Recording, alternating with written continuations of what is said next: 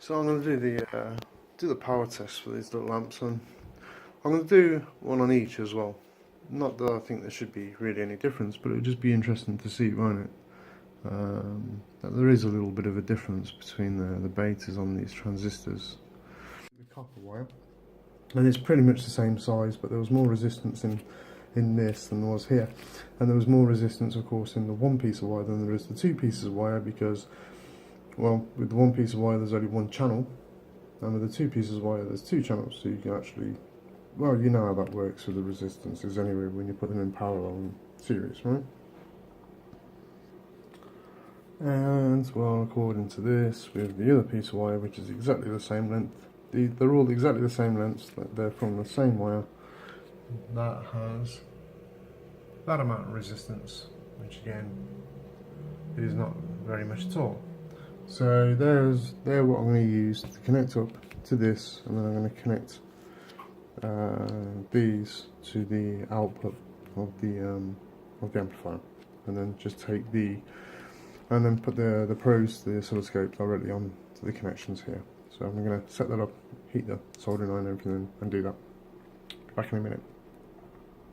So I've soldered those wires on, and the resistance now is, as you can see, so it's still very low. We're still on 8 ohms technically, or, well, not technically, but for all intents and purposes we're on 8 ohms. Okay, so let's get this connected up, and I'm going to solder it onto these wires as well, just because we'll just make sure we get a good connection on the ground and a good connection on the output of this capacitor. And I know they're not the greatest input capacitors, you know, but I don't have any. I've used 4.7 microfarads here, and I don't have any 4.7. I've got one 2.2 film, which I suppose would be better, but then I would have unmatching, and at this minute in time they're matching. The only thing that's different between these is that capacitor is on at a slightly different angle to this one. This one's just twisted one hole to the right, my mistake, and this one's directly forward. I know that shouldn't really make any difference, but it won't make any difference to the sound or anything like that, but just on the,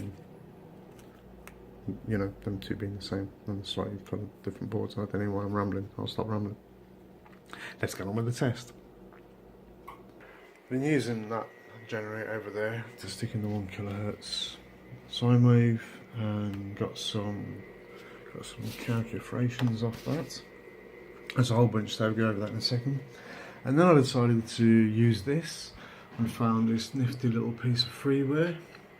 It's just called a tone generator. It's just a few kilobytes, the piece of software is. And put that in just to see if there's any difference. There's a very minor bit of difference, and you can take a look at that, and that's only on the FFT, you get to see that.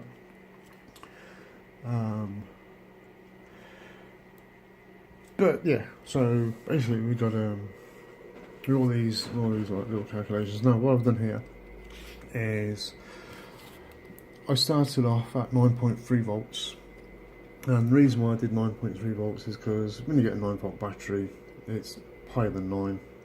You know, you don't get like a 9-volt battery. It's like 9.5, 9.6, isn't it?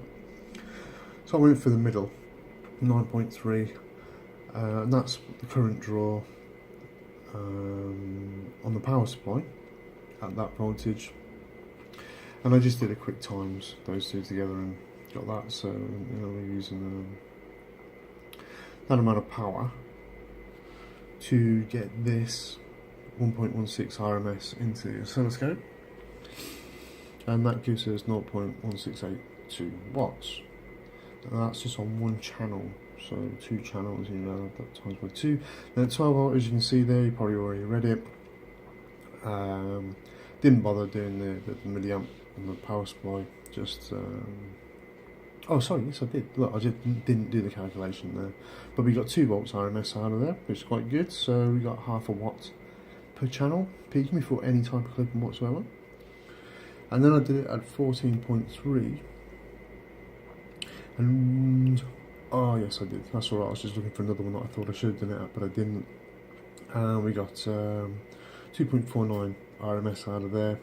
And the reason why I think this is best at 12 volts is one, because it's easier to have a 12 volts supply, like if you use 12 volts AC transformer, and then you rectify it, put your capacitors on, so you've got your DC, you can have around about 17 volts, just under 17 volts, but then you're going to take out your 1.4 volts, 0.7 let's say for the 2 diodes, each cycle using 2 diodes of your rectifier. So you take that away from your 17 and then regulate that down. Remember to give yourself 3 volts for your regulator. So we're going to be playing around with like a little over 13 volts. And that's going to be the difference between what you're going to be using your 12 volts out your regulator and what you're actually going to be properly sort of supplying into the regulator once you take away the regulator voltage as well. Which is ideal, isn't it? 12 volts then, really. Maybe not ideal, you could probably tweak it a bit better than that, but that's okay. So you can expect to get a halfway decent signal out of that if I just turn that up to how far we can actually take that before it starts flipping out. And oh, wrong, because I'm not in the right thing for that. I want to turn that. We just get a little bit better idea what that's doing. It's not quite as pointy, is it? So we can't really go up any further in voltage. We can drop down the input a little tiny bit until we decide that's probably alright. So if we say 2 volts, and we don't need really any heat sinking for that, because even though it does get a little tiny bit warm, it's nowhere near, you know, any type of heat that's going to cause us problems. And if you put a switch on this, which you probably would, power switch or something, or if you're clever enough, you could probably do some sort of sensor so it knows when there's an input and it's on, and when there's no input it just disconnects the circuit. I'm not out of that stage yet, but I can see, you know, that it could be done. So yeah, 12 volts then. 12 volts is the way to run with this. I'm going to give you a little sound thing now at 12 volts, using it like this, and then connect it up to my laptop, and we'll see what we get. See what this sounds like in stereo, because we're going to have 2 channels. Because I've got this channel here as well. It's a complete matching channel, which you've probably already seen. This video is a bit of a mishmash and sort of forgetting which bits I've done and which bits I haven't. So you just have to bear with me if you see it all over again. Oh yeah, and just before I do that, I'm going to just quickly put this one on the scope and use the dummy load and feed it, and just see if there's any real difference on that particular channel as compared to this channel. It's all got exactly the same stuff on there, even down to the carbon resistor used there, as I used the carbon resistor there. That was actually the first one that I built, and that was the second one. Okay, so that's the other channel, and it's probably just as expected. It's set over there at 9. Take a look, we start to see it flatten out at the top first before it starts going at the bottom. It's not really that unequal either. It's not really that unequal, so let's take that down, get around about 2 volts. Yeah, it's pretty good. We're doing about the same sort of power. Maybe there's a few extra milliwatts on there, milliamps even. Ooh. On there, but I'm not worried about that too much. I could connect it here, it doesn't make any difference. I had been doing that off camera just to see if there was any difference, and there's not.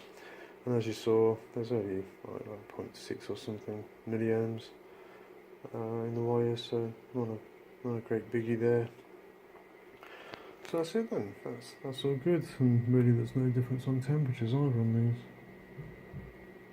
You know, it's even running it, I had it on yesterday. A lot of the day I did intend on going out and meeting some friends, but it was an outdoor thing we were doing and it was absolutely hooting it down in rain. So just played around with this, and had it going with music. Nice.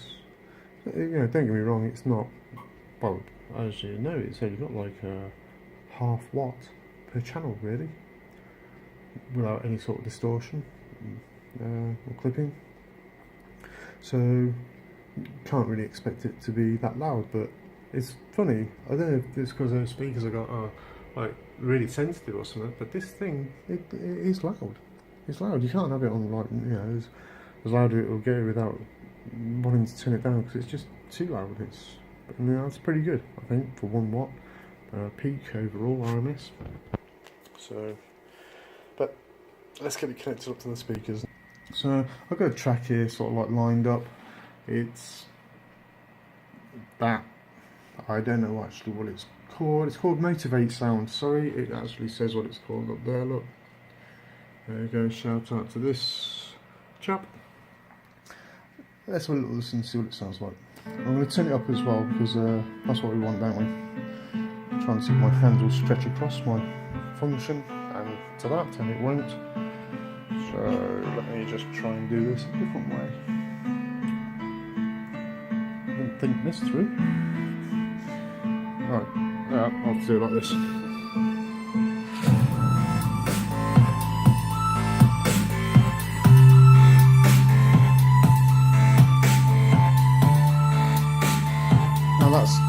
That's not as loud as what I had it with the Foo Fighters on, but I'm having to shout, and I don't know if you can actually hear me, but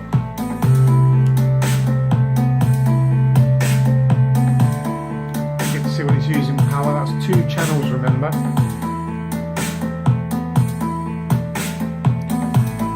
So just turn up a bit more.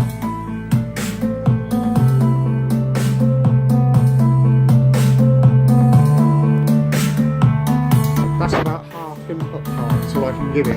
It's on number 50 and it goes up to 100.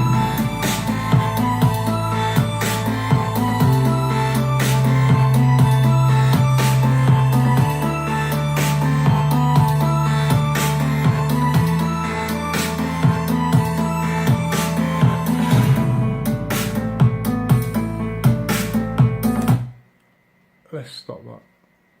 And if you remember now, this to get it to its peak output, the 2 volts RMS, it was using about 100 sort of, let's say 115 milliamp. It was a little bit higher than that, wasn't it? But let's just keep it under the peak. Now that's with both channels connected, what it's using there. So I'm just gonna, I like to play some sounds through now. It's gonna start off like quiet. It's not terribly high. But this is just to show that like a nice gentle input of sound. So here we go.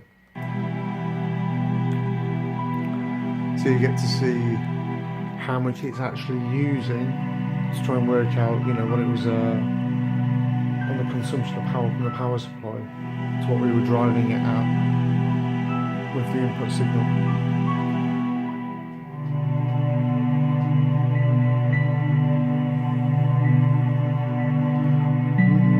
Not everyone's cup of tea the music, but it's not about the music.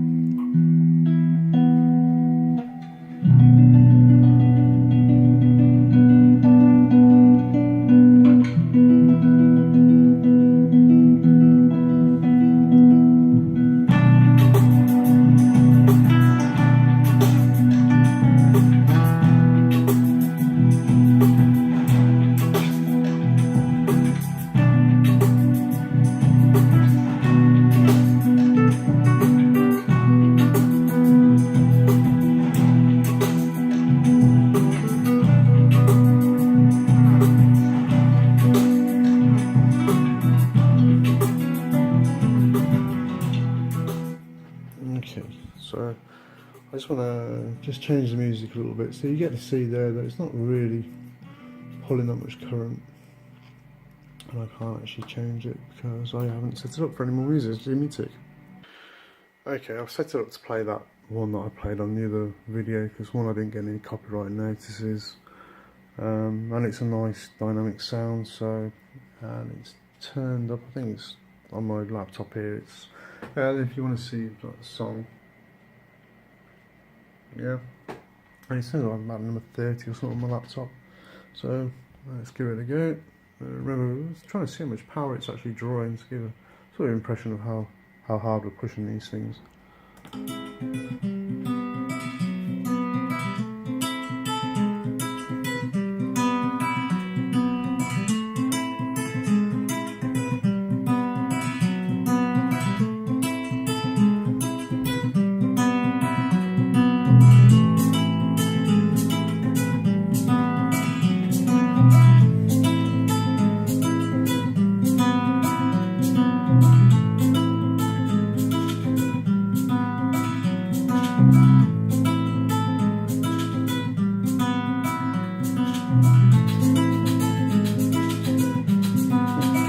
Can get louder without any distortion, but I can't.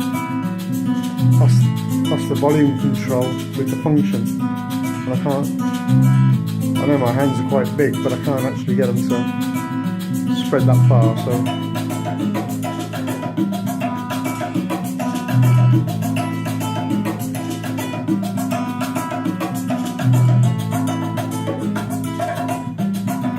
let's see if I can cheat using this.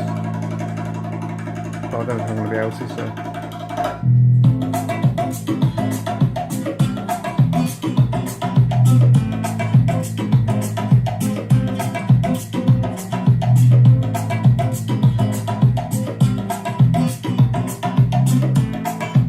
I'm just going to pause it. Do you know, if that's supposed to be half a watt per channel, well, it's definitely not a PMPO thing, is it? That's a pretty good half watt per channel. That's clean. It's certainly a room filling for sound, and that's not even drawing the amount of power when we were peaking it, you know, on the scope with the function generator, because we were sat at around 120 milliamps. Continuously, and that's peaking at about 120 milliamps between the two of them. So I reckon that's pretty good. I'm going to just try and turn it up a little tiny bit, so I'll just put that on and get that to, no, that's the end of the thingy. Right, so I'll just get that, and you can see that, look, it says number 40 there just before it goes away. So that's turned it up about another sort of 6 or 7. I think it was on 32, so.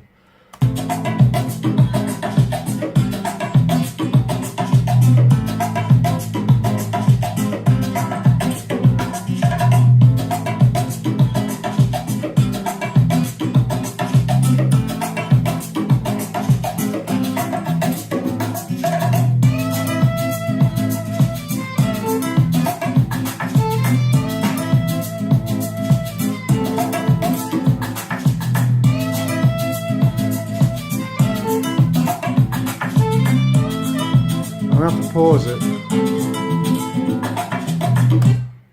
have to pause it because that sounds lovely. It really does sound nice. It's probably because this track is quite nicely sounded. It's quite cleanly recorded. It's not a FLAC. It's not anything any good really. On the file size, I'll actually tell you what it is. It's the interlude tracks. If I do properties down on there.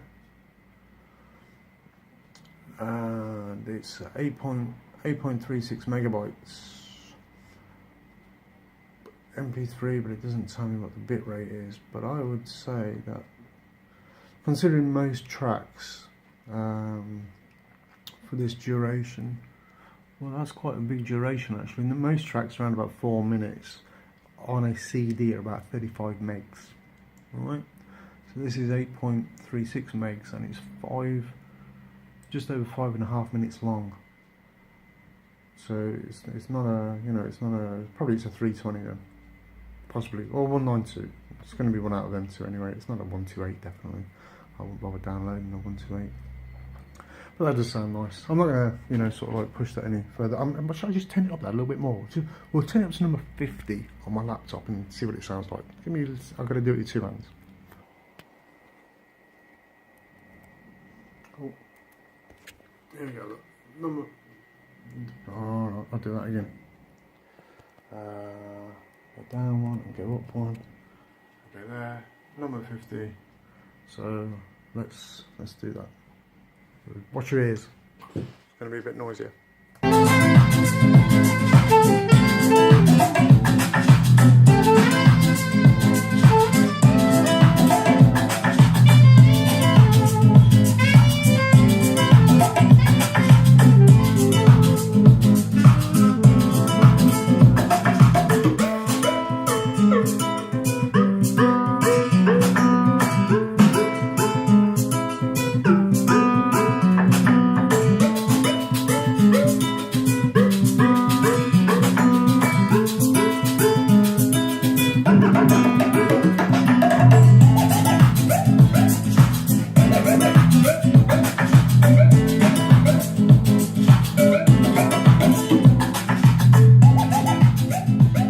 I can do the subtle turn down actually, because I can just about squeeze my hands across there. I wonder if the Egyptians, you know, when they did their cubic and the hands measurements, I wonder if they actually had a specific hand size. It's almost as confusing as the amount of car lengths it takes to do braking at certain speeds when car lengths are all different sizes. But anyway, so there we go.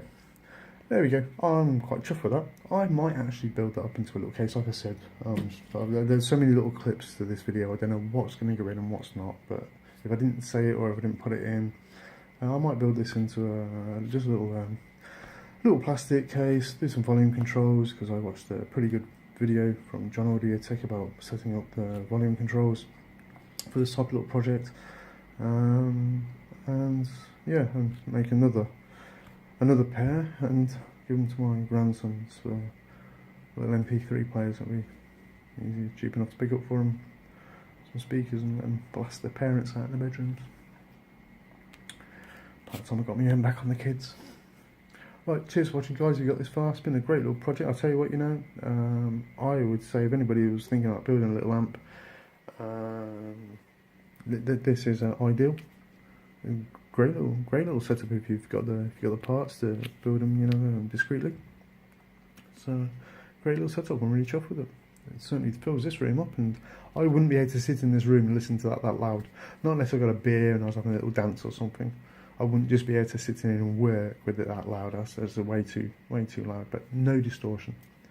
Can't hear anything dodgy going on in there. And I wouldn't expect to either. So thanks for watching. See you in the next one.